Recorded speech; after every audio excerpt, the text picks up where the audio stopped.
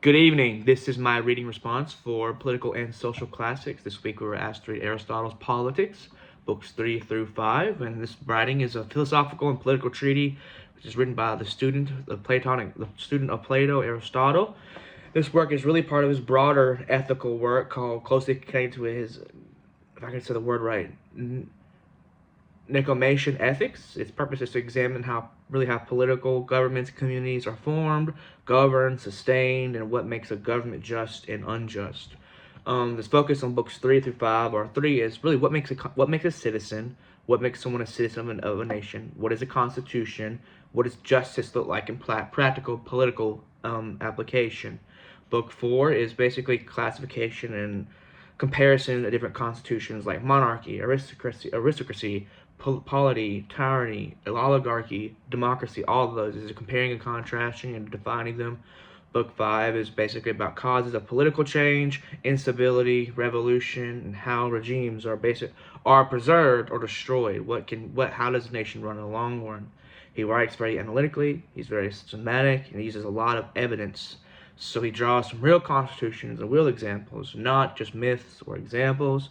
He is really concerned with practical governance, not a utopian theory, not something that is he wants to happen, but he's using practical. So the book is really all themed as politics exists to cultivate virtue and human flourishing, not merely order or power.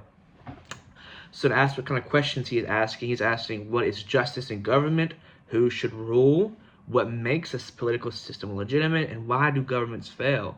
And some of his claims are a constitution is defined by who rules and for whose benefit, just government rule for the common good, unjust ones rule for private interests, political stability depends on moderation, especially in the strong middle class, and revolutions arrive more often from perceived injustice than poverty alone. And he argues from everything has a purpose, teleological reasoning. He argues that all has purpose, so governments have a purpose.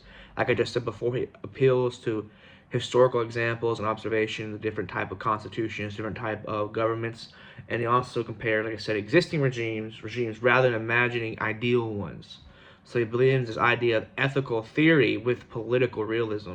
But to critique a little bit his realistic okay, excuse me, for a good critique, excuse me,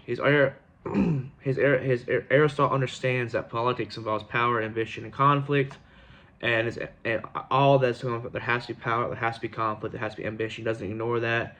His analysis of revolutions in Book 5 is very accurate even today, and he correctly sees instability as rooted in perceived injustice, not just economics. So I think if people have been relieved they have done wrong or been wronged to, that's often when we see instability. His emphasis on the common good, his distinction between ruling for the common good versus self-interest provides a very strong moral framework. The government is for to promote good and to punish bad, and that is what is for the common good. So this allows for meaningful criticism of tyranny, oligarchy, and corrupt democracies. And his middle class stability is great. He argues that a strong middle class produces very much political stability, anticipates modern political theory. A middle class is very important, and this idea I believe is still relevant in contemporary discussion of politics and that kind of stuff. But some weaknesses, of course, Aristotle's writing excludes women, slaves, foreigners from full citizenship. There's talk there about foreigners. What does it look like for a foreigner to have citizenship? This undermines really his claim that political aims at humans flourishing for all, but then he gets into the idea of multiple governments, multiple nations, what does that look like? But so his application of his moral reasoning is kind of culture constrained. But his virtue-based politics, I believe, is also a little bit unrealistic.